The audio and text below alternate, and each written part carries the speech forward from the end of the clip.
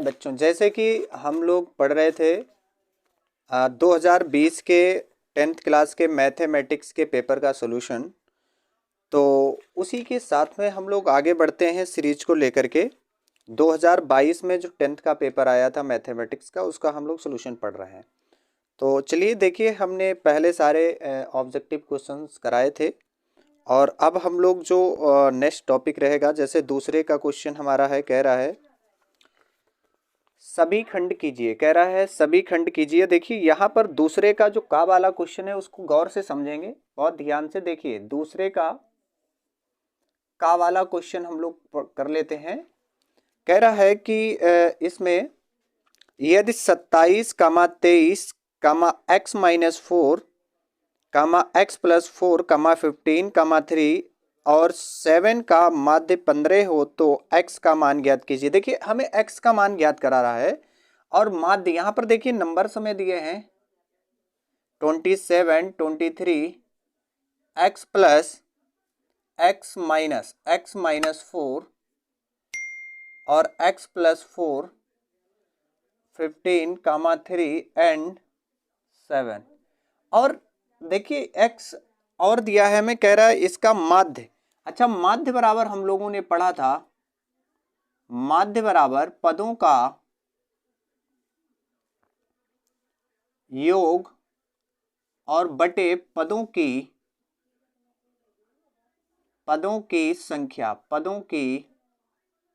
संख्या।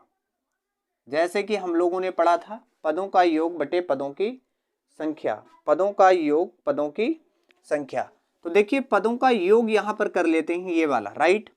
इसको समझिए, ये 27, 23, x माइनस 4 और प्लस x प्लस 4 प्लस 15 और प्लस 3 और प्लस 7, राइट, अपान। अब यहां पर देखिए कितने नंबर्स हैं, 1, 2, 3, 4, 5, 6 और 7। कितने नंबर्स हैं? 7। बात समझ में आ गई। तो हमने वो नंबर्स को हम जोड़ रहे हैं और यहाँ पर नंबर्स को बटे में लिख रहे हैं कि कितने हमारे पास नंबर्स हैं। बात समझ में आ रही है? कितने नंबर्स हैं उसको हम लोग लिख रहे हैं और कितने नंबर यहाँ पर पदों का योग यानी बटे पदों की संख्या। और एक बात देखिए, यहाँ पर जो माध्य है हमें दिया है कितना, 15। कितना दिया है? 15। अब देखिए इस वाले 7 की इधर मल्टीप्लाई करा देते हैं, 5 गुणे 7, और इनको जब हम ऐड करेंगे ये हमारा आ जाएगा, देखिए ऐड कर लीजिए 75 और प्लस 2x। कितना आ जाएगा? 75 2x। इसकी मल्टीप्लाई करेंगे तो ये आ जाएगा 15 सत्ते 105। कितना आ जाएगा? 105 और इक्वल टू 75 प्लस 2x। अब देखिए यहाँ पर इसको इधर ले आते हैं तो यानी 2x बराबर आ जाएगा 105 माइनस 75 और ये आ जाएगा x बराबर, देखिए कितना बचेगा, 0 और ये 3 अपान 2। इसको यहाँ से डिवाइड कर देते हैं, x बराबर आ गया 15। कितना आ गया? 15। तो हमसे कह रहा था कि x की आप वैल्यू बताइए। x की जो वैल्यू है वो निकल के आ रही है 15। बात समझ में आ गई? आई होप समझ में आ गया होगा। तो चलिए दूसरे का खा वाला क्वेश्चन हम लोग पढ़ लेते हैं।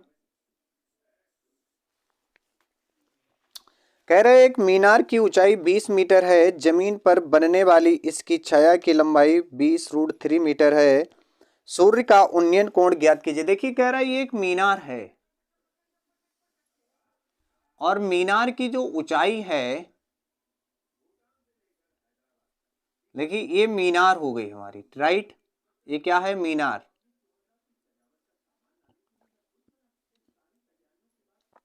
मीनार की जो ऊंचाई है वो 20 मीटर है और ये जो उन्होंने कहा छाया बन रही है, छाया कहाँ बनेगी? इधर बनेगी, √20√3, राइट। अब यहां से उन्होंने कहा कि जो सूर्य है यहां पर सूर्य होगा। बात समझ पा रहे हैं? तो वो कह रहे हैं जब इसकी जो छाया है यहां तक बन पा रही है तो आप ये बताओ एंगल कितना बनेगा, ये हमसे पूछा है।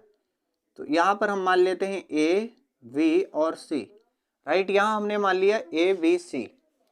अब देखिए बहुत सिंपल सा क्वेश्चन है, यहां पर सीधा सीधा हम लगा देते हैं इन ट्रायंगल ए बी और सी में क्या लगा देते हैं, ए बी सी। देखिए हमें क्या दिया है, ये वाली डिस्टेंस हमें पता है और ये पता है। जब भी इसमें और इसमें रिलेशन दिया होता है तो हम क्या लगाते हैं, देखिए ये लंब हो गया, ये हमारा आधार हो गया, यानी ये परपेंडिकुलर है, ये हमारा बेस है। राइट, बात समझ पा रहे हैं, ये परपेंडिकुलर है, ये बेस है। तो इसमें और इसमें रिलेशन जो है वो किसका होता है, टेन थीटा का। किसका होता है, टेन थीटा का। अब थीटा देखो कहाँ हमें मिल रहा है, यहाँ पर। अब देखिए यहाँ पर एक क्या लगाएंगे, टेन थीटा बराबर होगा लंब बटे आधार। क्या होगा, लंब बटे आधार। अब लंब कितना दिया है, लंब इसमें BC हो जाएगा और आधार कितना हो जाएगा, ये भी। तो यानी BC बराबर कितना आ गया, 20, और ये आ गया हमारा 20√3। बात समझ पा रहे हैं, यहां से 20 और 20 हमने काट दिया, बचा है 1/√3। 1/√3 10 कितने की वैल्यू होती है, 10। 30 का मान होता है। अब यहां से इसको भी कट कर देते हैं, ये हमारा फाइनली आ गया 23 डिग्री। कितना आ गया, 23 डिग्री। बात समझ पा रहे हैं, फाइनली हमारा जो एंगल आ रहा है वो कितना निकल आया, सूर्य का जो उन्नयन कोण रहा होगा वो 30 डिग्री रहा होगा। ठीक है, नेक्स्ट क्वेश्चन की तरफ हम लोग बढ़ते हैं। गा वाला क्वेश्चन हमारा कह रहा है कि 10 व्यक्तियों के भार का माध्य 45.65 किलोग्राम है। उनके भारों का योगफल ज्ञात कीजिए। देखिए दिया है, इसमें समझिएगा जरा। दिया है, कह रहा है कि 10 व्यक्ति हैं, इसका मतलब नंबर दिया है 10 व्यक्ति। कितने व्यक्ति हैं, 10 व्यक्ति।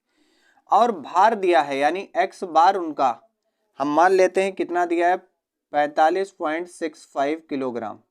वो कह रहे हैं इनका जो भार है, जो व्यक्ति हैं उनके भारों का योग बताइए, जो 10 व्यक्ति हैं। राइट, हम जानते हैं कि जो x बार है उसके बराबर होता है सिग्मा x10, यानी कितने हैं, 10 तक को जोड़ लेंगे, अभी पीछे बताया, अपॉन n कर लेंगे। राइट, यहां से अगर सिग्मा x10 निकालेंगे कि जो व्यक्तियों के भारों का योग है वो किसके बराबर आ जाएगा, n गुणे और x बार। समझ पा रहे हैं, n कितना है, 10 है और ये है 45.65। यहाँ से इसको पॉइंट को काट देंगे और यहाँ से एक के बाद पॉइंट हटा दीजिए, 456.5 किलोग्राम। राइट, जो व्यक्ति हैं, जो 10 व्यक्ति हैं, उनके भारों का जो योगफल रहेगा वो कितना रहेगा, 456.5 किलोग्राम। कितना रहेगा, 456.5 किलोग्राम। राइट, बात समझ पा रहे होंगे अच्छे से। चलिए इसका घा वाला क्वेश्चन देखते हैं हम लोग। देखिए घा वाला क्वेश्चन, देखिए कह रहा है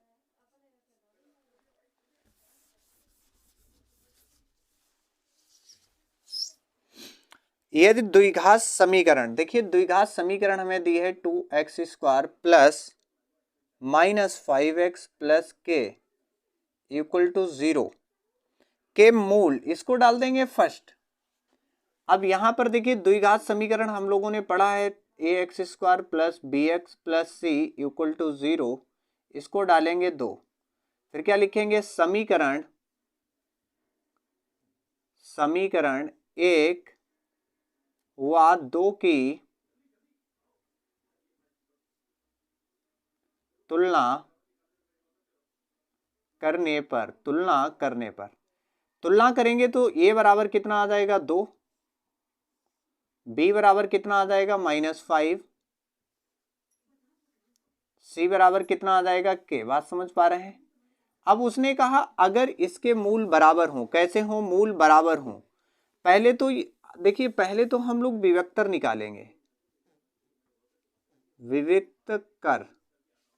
विविक्तर होता है d बराबर b² -4ac।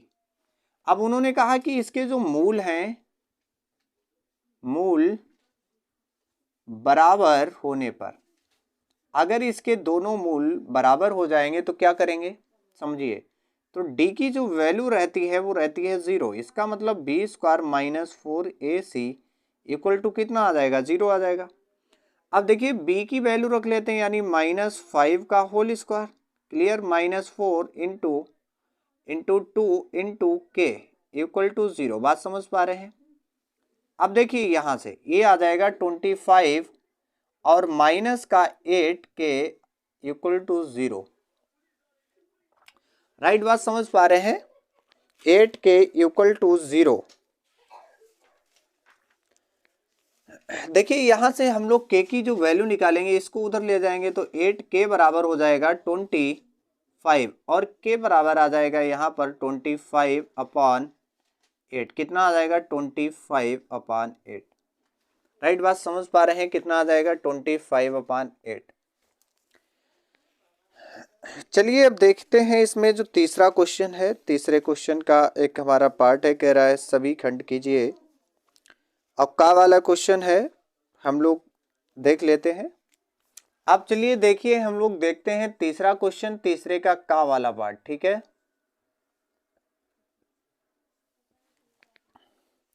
कह रहा है दो घनों जिनमें से प्रत्येक का आयतन 64 सेंटीमीटर क्यूब है। देखिए दो घन हैं, घन में क्या होता है, लंबाई चौड़ाई और ऊंचाई बराबर होती है। तो ऐसे करके दो घन उन्होंने पहले बनाए हैं और प्रत्येक घन का जो आयतन है वो 64 सेंटीमीटर क्यूब है। इस टाइप से दो घनों का निर्माण किया गया है। हम जोड़ करके देख लेते हैं, थोड़ा सा कंफर्म तो नहीं बन पाएगा लेकिन हम कोशिश करेंगे बनाने की। चलिए ऐसे करके उन्होंने शायद यहाँ पर थोड़ा सा हमारा ये पोर्शन ऐसे करके छूट जाता है। चलिए उन्होंने कहा, अब यहाँ पर हम मान लेते हैं, माना घन की भुजा a सेंटीमीटर है। क्या है? a सेंटीमीटर है, a सेंटीमीटर है, समझिएगा। अब यहां पर आयतन दिया है, यानी वॉल्यूम कितना दिया है? वॉल्यूम कितना दिया है? 64 सेंटीमीटर का क्यूब। अब इसका मतलब वॉल्यूम होता क्या है इसका? a क्यूब बराबर 64 दिया है। a बराबर कितना आ जाएगा? इधर रूट में ले आएंगे, ये आ जाएगा 4, राइट, 4 सेंटीमीटर। इसकी जो साइड है वो कितनी आ गई? 4। अब देखो दो को जब हम जोड़ेंगे, जब हम दो घनों को जोड़ देंगे तो क्या बन जाएगा? एक हमारा बनेगा घनाभ। क्या बनेगा? घनाभ। तो देखिए यहाँ पर अब जो यहाँ इसकी लंबाई होगी वो कितनी हो जाएगी? यानी एक इसकी 4 और इसकी 4 यानी 8 सेंटीमीटर। इसकी लंबाई कितनी हो गई? 8 सेंटीमीटर। अदरवाइज इसकी किसी भी साइड में परिवर्तन नहीं होगा, यानी ये भी 4 रहेगा और ये भी 4 रहेगा। क्लियर? ये सारी साइडें क्या रहेंगी? बराबर रहेंगी, बट एक ही साइड में इसकी परिवर्तन हो जाएगा क्योंकि जब हम दो जोड़ेंगे तो लंबा टाइप का थोड़ा सा निर्माण हो जाएगा। अब देखिए यहाँ पर कह रहा है कि घनाभ बनाया जाता है जिससे इससे प्राप्त घनाभ का पृष्ठीय क्षेत्रफल ज्ञात कीजिए। कह रहा है घनाभ का पृष्ठीय क्षेत्रफल ज्ञात कीजिए। अब देखिए यहाँ पर क्या हो जाएगा? यल का मतलब घनाभ की लंबाई कितनी हो जाएगी? 8 सेंटीमीटर। बी घनाभ की चौड़ाई कितना हो जाएगा? 4 सेंटीमीटर। एच घनाभ की ऊंचाई कितनी हो जाएगी? 4 सेंटीमीटर। अब हमने पढ़ा है surface area of the cubic, तो यहां पर हम कह सकते हैं घनाभ का पृष्ठीय क्षेत्रफल।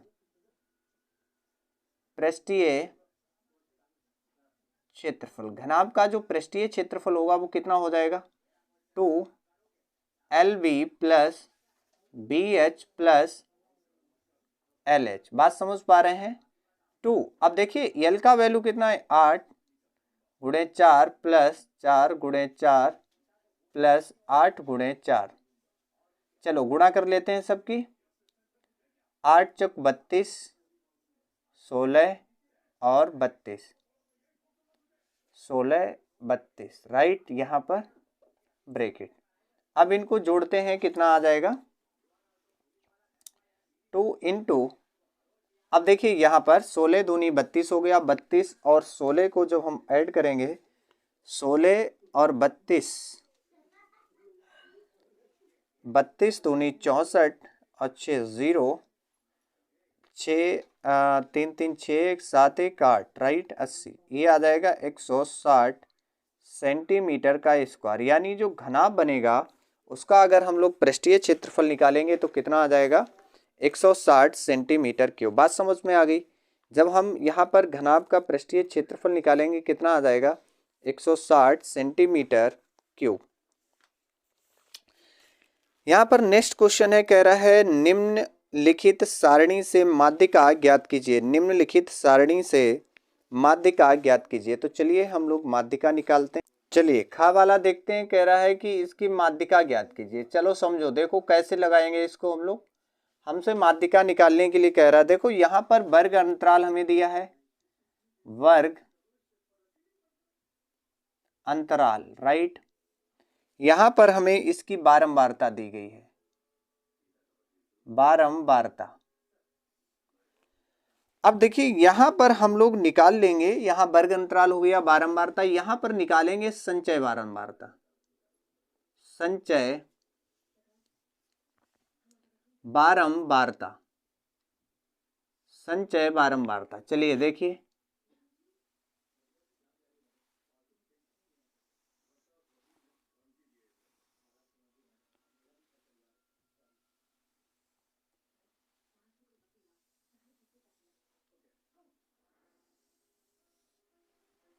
अब देखिए यहां पर पहले तो दिया है 0 से 10, फिर दिया है 10 से 20, 20 से 30 और 30 से 40, 40 से 50 और 50 से 60। चलो अब यहाँ पर जो बारंबारता दी गई है, देखो यहाँ आएगा हमारा योग टाइप का, राइट। यहाँ योग, यहाँ से निकलेगा कैपिटल एन, यानी जो बारंबारता है उसका हम लोग योग करेंगे, ठीक है। बारंबारता हमें दी है 7, 12, 18, 15 और 10 और 3। अच्छा, संचय बारंबारता हम लोग कैसे निकालेंगे, ध्यान से समझना। संचय बारंबारता कैसे निकालेंगे, पहले ये जो 7 लिखा है इसको यहाँ लिख लेंगे, ठीक है। फिर 7 को इसमें ऐड कर देंगे 12 में, राइट। तो ये आ जाएगा 19, और जब 19 आ जाएगा तो फिर इसको भी ऐड करेंगे। तो 19 को जब ऐड करेंगे तो ये आ जाएगा 37। 37 में क्या करेंगे, 15 को जैसे ही ऐड करेंगे तो ये आ जाएगा 52। 52 को इसमें ऐड करेंगे तो ये आ जाएगा 62, और 62 को में 3 ऐड करेंगे तो आ जाएगा 65, राइट। कितना आ जाएगा ये 65। अच्छा, जितना यहाँ आएगा उतना ही अगर इन सबको जोड़ेंगे तो उतना ही आएगा 65। अच्छा, यहाँ पर सबसे पहले हम लोग निकालेंगे n/2 यानी 65/2। ये आ जाएगा, देखिए 2 3 6, 2 दूनी 4 और 2 पंचे 10, कितना आ जाएगा 32 पॉइंट। अगर हम 32 देखें तो ऑन एवरेज किस में मिल जाएगा, 32 लगभग बराबर होगा 37 के, 32.5 लगभग बराबर होगा। अच्छा, जैसे ही इसके बराबर माना जाएगा तो इससे ऊपर वाले नंबर्स को हम लोग सी ले लेंगे। क्या ले लेंगे, सी। इसके सामने आएंगे, इसको हम लोग यफ मान लेंगे। क्या मानेंगे, यफ। इसी के सामने चले आएंगे इसमें, इसको मानेंगे L1 और इसको मानेंगे L2। अब हमसे कह रहा है कि भाई माध्यिका का फार्मूला लगाओ, हमें माध्यिका बताओ कितनी होगी, ठीक है। तो चलिए माध्यिका निकालते हैं। माध्यिका का जो फार्मूला होता है, चलिए यहां देख लेते हैं। माध्यिका, माध्यिका कैसे, L1 plus L2 minus L1 upon F, और यहाँ आ जाएगा n/2 माइनस सी। बात समझ पा रहे हैं। L की वैल्यू हमारे पास कितनी है, 20 है। यहाँ देखिए 30 से 20 आप घटाएंगे और यहाँ पर आ जाएगा आपका 18, और ये आ गया है हमारा 32.5, माइनस कर दीजिए 19। अब इसको ऑन एवरेज सॉल्व कर लेंगे 20। अब देखिए इसको सॉल्व कर लेते हैं, ये 10 बचेगा इनटू ये कितना बचेगा भाई, घटा दीजिए, इसमें से घटाने के बाद ये आ जाएगा 13.5 अपॉन 18, राइट। कितना आ गया 18, इसको डिवाइड कर लेंगे, ये आ जाएगा 20 प्लस 7.5, क्लियर, 7.5। चलो यहाँ लिख लेते हैं, ये कितना आ गया है 27.5। तो फाइनली हमारी जो माध्यिका आ रही है वो कितनी आ रही है, 27.5 आ रही है, राइट। चलो आज के लिए इतना ही, हम लोग नेक्स्ट क्लास में मिलेंगे। और बने रहिए और देखते रहिए टॉप टू 10 मैथमेटिक्स क्लासेस। और हम लोग पूरा पेपर सॉल्व करेंगे धीरे धीरे, कुछ क्वेश्चंस नेक्स्ट टाइम लेकर आएंगे। और भी क्वेश्चंस की सीरीजें आती रहेंगी, जैसे यूपी टीजीटी हो गया, पीजीटी हो गया, या केवीएस हो गया, डीएसएसबी हो गया, या तमाम रिलेटेड मैथमेटिक्स, हायर मैथमेटिक्स, चाहे आईआईटी हो या जेई वगैरह का जो सिलेबस रहेगा, एडवांस मैथमेटिक्स रहेगा। तो हर सेक्शन का मैथमेटिक्स मिलेगा यहाँ पर। तो पढ़ते रहिए हमारे साथ में टॉप 10 मैथमेटिक्स क्लासेस में। ठीक है, मिलते हैं हम लोग नेक्स्ट क्लासेस में, तब तक के लिए बाय।